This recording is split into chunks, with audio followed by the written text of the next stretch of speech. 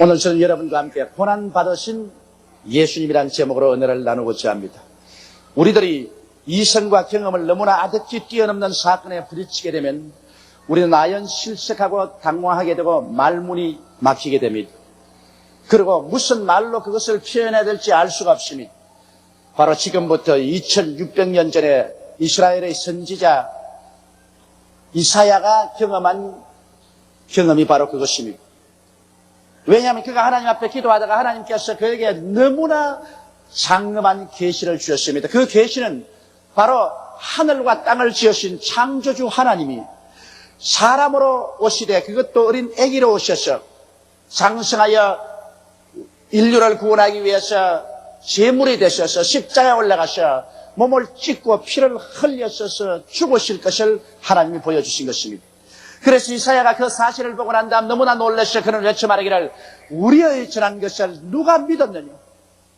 내가 그 사실을 전한다고 해서 누가 이 사실을 믿어주겠느냐? 오히려 날 보고 미쳤다고 하지 않겠느냐? 야훼의 팔이 누구에 나타나느냐? 하나님의 전능한 팔이 나타나서 기사와 이적을 행해도 잘 안 믿어주는 세상에 내가 말로만 이 사실을 증거할 때 누가 이 사실을 믿어주겠냐고 그는 탄식하고 외쳤던 것입니다. 그러나 이사야는 장차 600년 이후에 일어날 그 너무나 놀라운 사건에 깊은 충격을 받았음에도 불구하고 그 사건을 아주 상세하게 예언서의 기록에 놓았었습니다. 그리고 우리가 그 예언을 이제 읽어볼 때 예수 그리스도 십자가 사건 2000년 후에 우리들이 감탄할 정도로 너무나 상세하게 예수 그리스도가 오셔서 고난받을 것을 설명하고 있는 것입니다. 오늘 이사야서 53장은 우리에게 예수 그리스도의 오심과 죽으심과 그 구원하심을 명확하게 보여주고 있는 것입니다. 먼저 예수님의 탄생에 관해서 이사야가 받은 계시를 우리는 보십시다. 그는 주 앞에서 자라나기를 연한 순 같고 마른 땅에서 나온 줄기 같아서 본 모양도 없고 풍채도 없은즉 우리의 보기에 흠모할 만한 아름다운 것이 없도다. 유대인들은 생각하기를 예수 그리스도는 만왕의 왕이요 만주의 주로서 장엄한 하나님이 불말과 불병거가 이끄는 수레를 타고 천군 천사를 이끌고 영광 중에서 강림하시기를 기대하고 계시는데 이사야는 여기 예언하기를 예수가 태어날 때는 연한 순같이 태어나겠다고 말한 것입니다. 이 말은 어리고 연약한 아기로서 태어날 것이라 말한 것입니다. 그렇기 때문에 이사야의 전한 것을 유대민족들은 배척했었습니다. 그건 믿지 않았었습니다. 어떻게 하나님께서 연한 순같이 어린 아기로 올 수 있냐는 것입니다. 더구나 이사야는 말하기를 예수님은 마른 땅에서 나온 줄기 같다고 말한 것입니다. 말라버린 땅 거기에서 한 줄기가 솟아나서 동풍에 나부끼는 것, 이것은 우리가 볼지라도 별로 영화로운 장면이 아닙니다. 그러나 이 예언 그대로 예수님은 나사렛 빈촌의 무명의 가문에 버찍 마른 처녀 마리아의 몸에서 태어난 사실을 우리는 알 수 있는 것입니다. 이것은 인간들이 이 소식을 들어도 믿을 수 있을 정도의 소식이 못 되는 것입니다.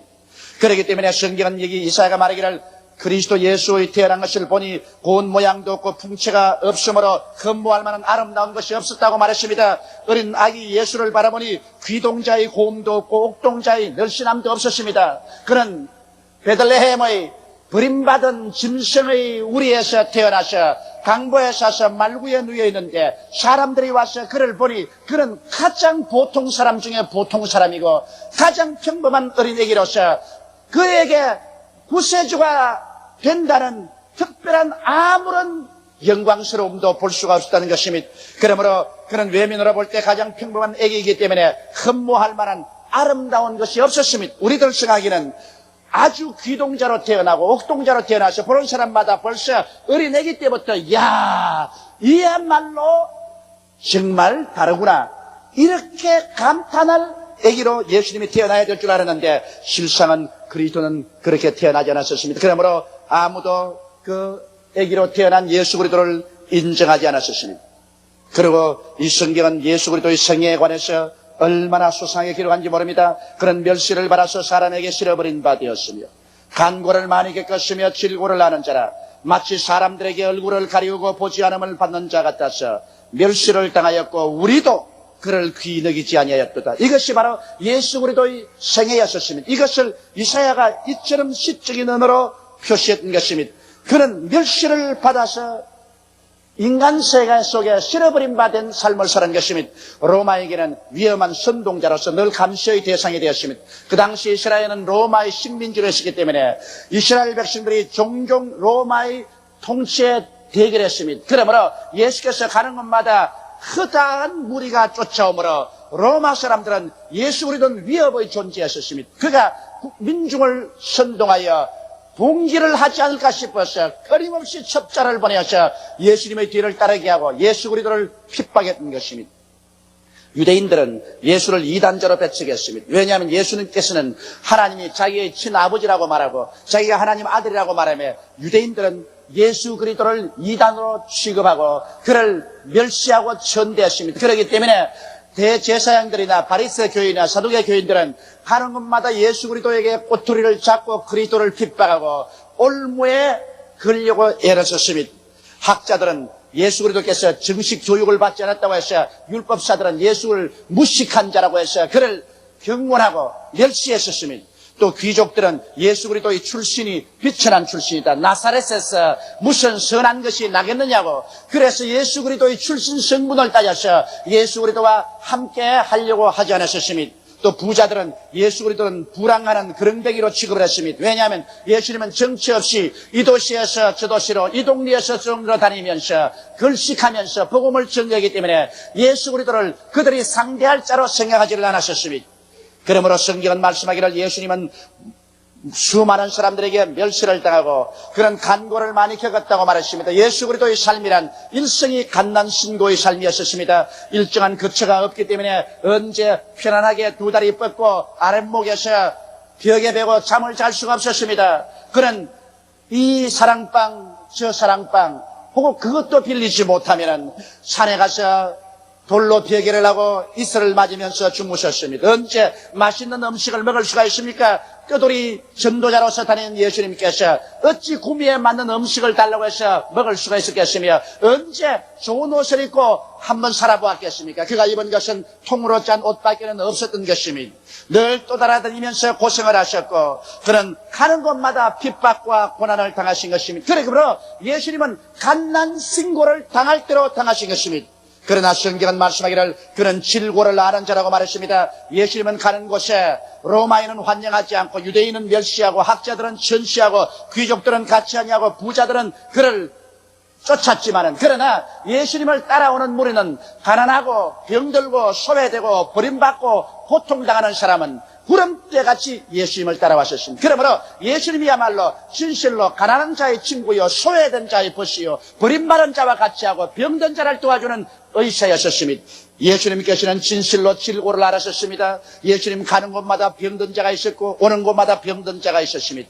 예수님은 아침부터 저녁까지 병든 자에게 둘러싸였고 예수님은 항상 병자를 고치는 데 전심전력을 기울였었습니다. 예수 그리스도의 생애의 3분의 2는 귀신을 쫓아내고 병을 고치는 데 소모했으며 12제자와 70인의 제자와 나중에 부활승천할 때 모든 성도에게 귀신을 쫓아내며 병을 고치라고 말하셨습니다. 예수님은 집요하게 귀신을 미워하셨습니다.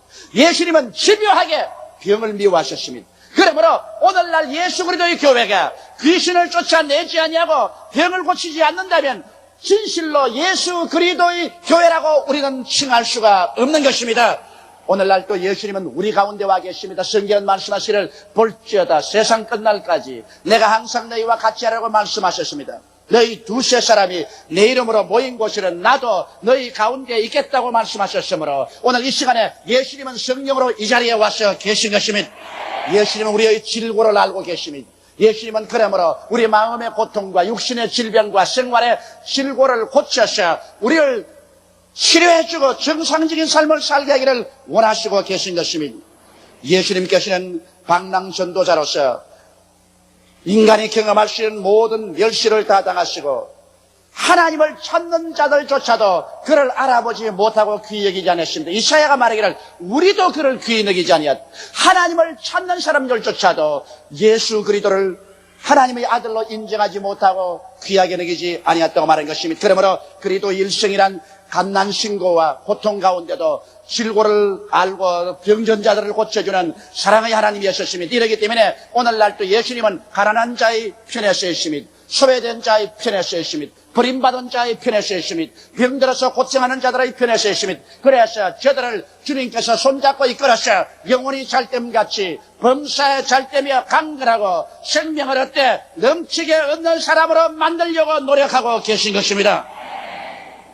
예수님의 고난을 이 성경은 얼마나 밝히 말씀하고 있는지 모릅니다. 그는 실로 우리의 질고를 지고 우리의 슬픔을 당하였거늘 우리는 생하기를 그는 징벌을 받아서 하나님께 맞으며 고난을 당한다 했노라. 그가 찔림은 우리 허물을 인하며 그가 상함은 우리 죄악을 인함이라. 그가 징계를 받음으로 우리가 평화를 누리고 그가 채찍에 맞음으로 우리가 나음을 입었도다라고 말하고 있는 것입니다. 예수님의 십자가 고난에 관해서 이사야는 예수님 오시기 600년 전에 너무나 상세하게 우리에게 설명하고 있는 것입니다. 예수께서는 감람산에서 겟세마네 동산에 들어가서 기도하다가 잡혔습니다.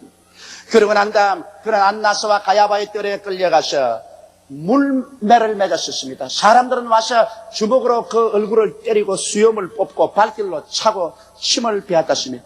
그의 온 얼굴은 피투성이가 되고 입은 찢어졌습니다. 그리고 얼굴은 부어서 도저히 옛날의 모습을 알아볼 수가 없었습니다. 그러고 난 다음 그는 빌라도의 뜰에 들어가서 심판을 받고 십자가에 못 박이기 전에 군인들에게 내어주었습니다. 군인들은 예수를 옷 벗기고 나무에 묶어서 채찍으로 때렸었습니다. 그 무쇠 팔뚝의 로마 군인들이 그 무서운 채찍을 가지고서 바람 소리를 내면서 예수님의 덩어리에 때릴 때마다 그는 가죽이 터지고 살이 파헤쳐지고 선지피가 흘렀었습니다. 성경은 여기 말하기를 그는 실로 우리의 질고를 지고 우리의 슬픔을 당했다고 말한 것입니다. 실로입니다. 진실로입니다. 조금도 보태고 땜이 없습니다.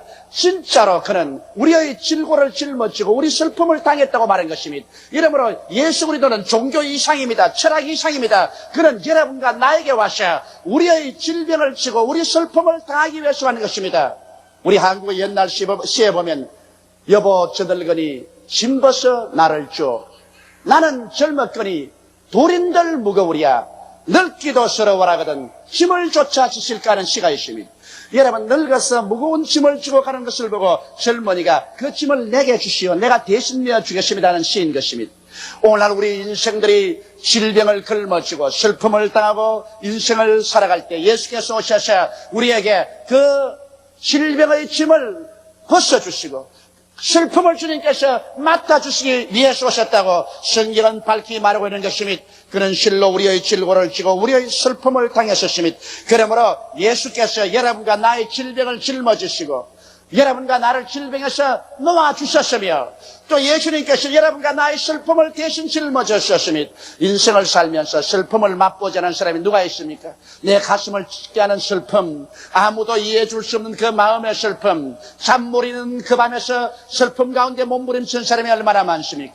아무도 내 슬픔을 알아줄 수 없고 같이 짊어질 수 없다고 말할지 몰라도 예수께서는 여러분과 나의 슬픔을 짊어지셨습니다. 그러므로 예수님께서는 우리에게 오셔서 우리의 슬픔을 제하여 주시고 그 가운데 위로와 평안과 기쁨을 주실 수 있는 능력을 가지고 있는 것입니다. 오늘 그렇기 때문에 성경은 예수 그리스도의 고난을 통해서 우리는 질병을 대속받고 슬픔에서 노연함을 받을 수가 있다는 것을 말하고 있는 것입니다. 이 얼마나 놀라운 구주인 것입니까? 오늘날 예수님은 두 손을 활짝 펴고 여러분을 바라보시고 수고하고 무거운 짐진 자들아 다 내게로 오라. 내가 너를 쉬게 하겠다고 말씀하신 것입니다. 그러므로 오늘 질병에서 노연함 받기를 예수 이름으로 축원합니다. 슬픔에서 해방을 얻기를 예수 이름으로 축원합니다. 성경은 말씀하기를 그 찔림은 우리 허물을 인하며 그의 상함은 우리 죄악을 인함이라고 말했었습니다. 예수께서 십자가에 못 박여서 양손과 양발이 쇠가시에 찔렸었습니다. 그의 머리는 가시 면류관을 엮어서 그는 이마에 얹혀 그 이마가 피투성이가 되었었습니다. 그의 찔림은 우리 허물을 인함이라고 말했었습니다. 예수님께서 여러분 왜 머리에 가시관 쓰시고 양손과 양발에 대못이 박혔습니다. 이것은 우리 머리로서 죄를 짓고 양손과 양발에 죄 지은 허물을 대신 짊어지기 위한 것입니다. 이 세상에 사는 사람 치고 허물이 없는 사람이 누가 있습니까? 작고 많은 차이는 있을지라도 모두 다 허물진 인생인 것입니다. 이 허물을 우리 인간의 힘으로 벗을 수가 없습니다. 성경 말씀하기를 그의 상함은 우리 죄악을 인하여 했었습니다. 예수님께서 얼마나 얻어맞아 상하였던지 그 외면도 상하고 내면은 하나님께로부터 심판을 받아 그 영혼이 얼마나 상했던지 이사야 52장 14절에 보면 이왕이는 그 얼굴이 타인보다 상하였고 그 모양이 인생보다 상하였으므로 무리가 그를 보고 놀랐더냐고 말하셨습니다. 무리들이 보고 이렇게 상할 수가 있느냐, 이렇게 이절어질 수가 있느냐, 이렇게도 상처 입을 수가 있냐고 놀랐던 것입니다. 이처럼 예수님께서는 찔리고 상함을 입은 것은 우리의 허물을 사하시고 아담 이후로 하나님 앞에 진 원죄와 자범죄를 다 감당하기 위해서 십자가를 짊어진 것입니다. 그러므로 오늘날에 와서 우리는 죄를 지었음에도 불구하고 못났음에도 불구하고 버림을 받아야 마땅함에도 불구하고 죄 지은 그대로 못난 그대로 예수 앞에 나오면 하나님께서는 예수 그리스도의 찢어진 몸과 흘리신 피로 우리 죄를 다 용서해 주시고 과거와 현재와 미래의 허물과 죄를 다 청산하시고 우리를 영접하셔 하나님의 백성으로 만들어 주시는 것입니다. 그렇기 때문에 천하 인간에게 구원받을 만한 다른 이름을 주신 적이 없습니다. 예수 이외에 우리가 하늘나라에 갈 수가 없습니다. 역사상 우리는 위대한 종교가도 가지고 있습니다. 철학가도 윤리와 도덕가도 가지고 있지만은 여러분과 나를 위해서 십자가에 올라가서 몸을 찢고 피를 흘려서 우리의 일생을 값주고 사주신 분은 예수님 한 분밖에 없습니다. 그러므로 천성으로 향하는 환한 길은 십자가를 통해서 지상에서 천당까지 열려있는 것입니다. 천하인간이 예수를 통하지 않고는 어떠한 종교도 철학도 윤리와 도덕적인 삶도 우리를 구원할 수는 없는 것입니다. 내가 곧 길이요 진리요 생명이니 나로 말미암지 않고는 아버지께로 올 자가 없다고 예수님께서 외치신 것입니다. 그러므로 예수님은 여러분을 위하여 찔렸고 여러분을 위하여 상처를 입으셨습니다. 오늘 또 그 흘린 피와 그 찢어진 살이 여러분과 나를 부러워 있는 것입니다. 주 예수 앞에 나오기만 하면은 믿기만 하면은 값없이 구원을 받을 수가 있는 것입니다. 그리고 성경은 말하기를 그가 징계를 받음으로 우리가 평화를 누린다고 말씀하고 있는 것입니다.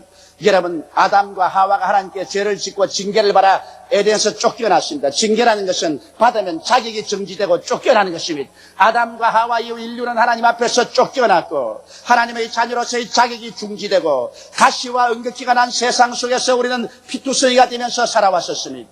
그런데 예수님께서 친히 가시관 서시고 십자가에 못 박여서 하나님께 버림을 받으셨습니다. 예수님께서 땅의 고통 속에서 외쳤을 때 엘리 엘리 라마 사박단이라고 말했습니다. 하나님이여 하나님이여 어찌하여 나를 버리시나이까.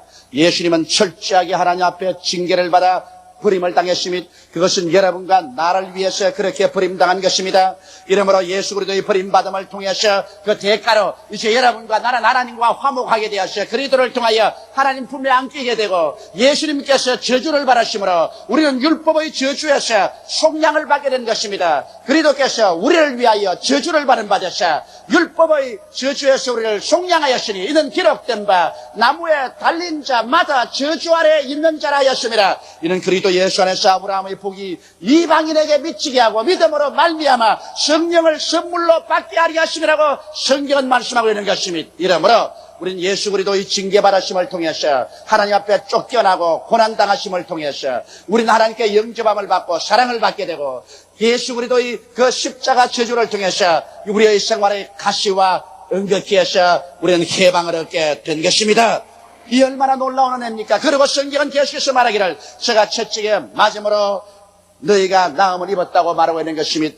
예수님께서 그렇게 몸과 마음이 갈격이 찢겨서 우리의 질병을 대신 짊어짐으로 말미암아 우리가 마음의 병, 육신의 병, 생활의 병에서 고침을 받게 되었다고 말하고 있는 것입니다. 얼마나 주님께서 처절할 정도로 여러분과 내가 고침받기를 원하시는지요. 그래서 이 성경에는 실로 그는 우리 질고를 지고 우리 슬픔을 당했다고 말씀하고 있으며 또 계속해서 제가 채찍에 맞음으로 너희가 나음을 입었다고 말하고 있는 것입니다. 이러므로 예수님은 오늘날 또 여러분이 당하는 그 질고를 알고 계신 것입니다. 마음의 질병, 육신의 질병, 생활의 질병을 알고 계십니다. 주님은 오늘날도 그 손을 내밀어서 여러분을 치료해 주시기를 원하시고 있는 것입니다.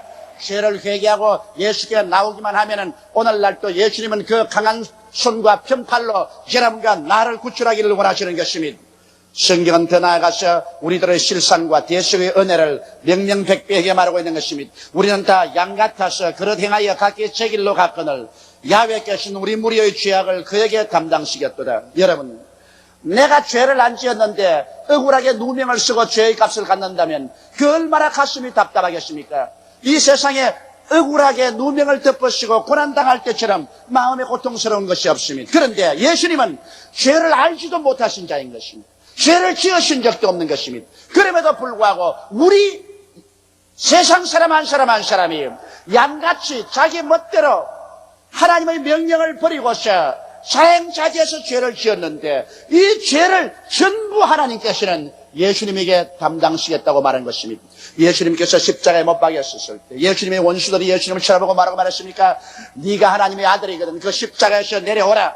그리하면 우리가 너를 믿겠노라고 외쳤습니다. 그런데 왜 예수님께서 십자가에서 안 내려왔습니까? 내려와서 보아라, 내가 하나님의 아들이다. 왜 말하지 않았었습니까? 그 이유는 예수께서 그렇게 할 수가 없었습니다.